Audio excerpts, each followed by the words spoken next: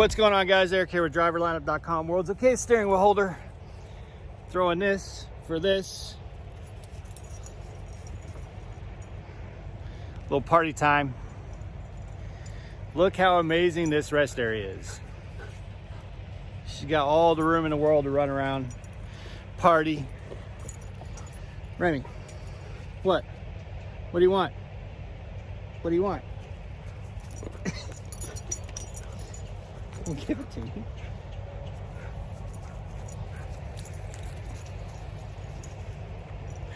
It's wet grass, which sucks. We have kind of an extra blanket that we put on the bed and the floor when the grass is wet, especially in the winter. You got to have it. Anyway,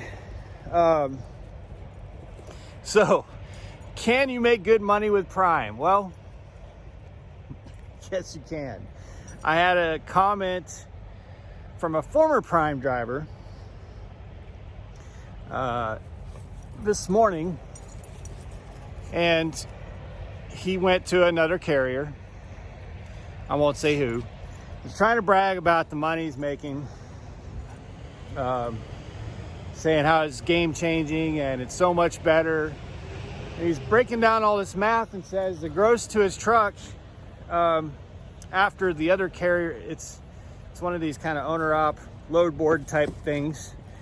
Gross to the truck was $245 a mile, which is great. That's average. Great. But then I responded back and said, well, I just finished an $8,000 a week with 3,000 miles 2 weeks ago. And right now we're on a week of 2,200 miles and we're already at 6,100 gross to the truck. That's our cut gross to the truck. So yeah, my average with Prime right now is well over 245 a mile. Not to say that that's going to be everyone's average, but so anyway, I posted that was my average right now, and it's crickets. There's no response to that, which is kind of funny. But yeah, we're having a rocking week, man. In the video that I made the other night, I talked about how we were cruising at $2,000 a day, about $2,000 per 24 hours. That has continued. Last night in Georgia, we dropped off that laser ship load, and about 40 miles before we got there, a pre-plan came in, and I was like, oh crap, what's this gonna be? Because you never know with Atlanta. And I was hoping to be able to use load choice, and I see my fleet manager's message, which is, hey, this is drop and hook on both ends. Before I looked at the load, and I was like, oh boy, what's this gonna be? And I open it up, and it's $2,100 for 1,100 miles. So, and it's a dry load, and it only weighs 23,000 pounds, which is the heaviest load we've hauled this week. And all three of our loads this week have been dry loads. So it's amazing. It's amazing to have dry loads that are light, that pay over $2 a mile, well over $2 a mile, you know.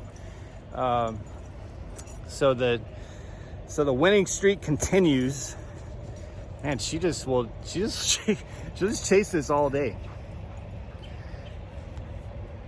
What? Well, let me have it. What do you want? You want it? Do you want it? Her lithium's full because I accidentally slept 8 hours last night. I'd pulled into this rest area, which we have the time for it, but pulled into this rest area with the intention of sleeping for 3 or 4 hours and woke up 8 hours later.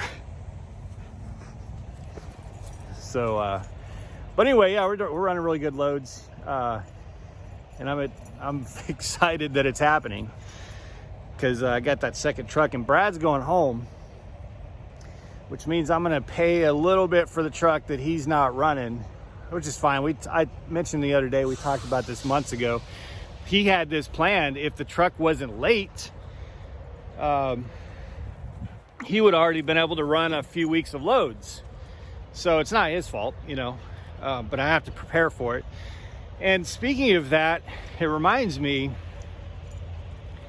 of why when I have to make a payment for a truck that's not moving, it doesn't feel as dirty when that truck is a lease purchase. Because even though that truck isn't running right now, or won't be running when he's home with his family, the money that I'm paying for is still buying an asset, you know. So it's not like I'm just pissing money away or just giving Prime money for no reason at all. I'm paying for the truck. So even if it can't run while Brad's home, that money is still getting value for me. You know what I mean? It doesn't feel dirty. But I want to make sure that we're stacking up some good revenue to cover both trucks next week. I got money going into the E-Fund and all that good stuff, so it's all good. But he got a load headed home that pays pretty decent. So he generated enough revenue to make a little bit of money for his ride home, and to get the truck payment taken care of, most of it for this week. So all good. You need to go potty, honey.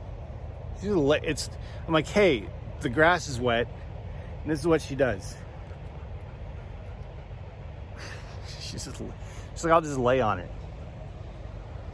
She does not stink like a dog, fortunately. Very rarely. Occasionally, if we're out for like 4 or 5 weeks, at the very end, maybe she'll start to smell a little bit like a dog, maybe. But she goes right into the shower or right to the shop for a bath. But even if she gets a little wet like right now, she doesn't stink. So we're very, very fortunate. But we also feed her really well. She has a really good diet. It's expensive, but she has a really good diet.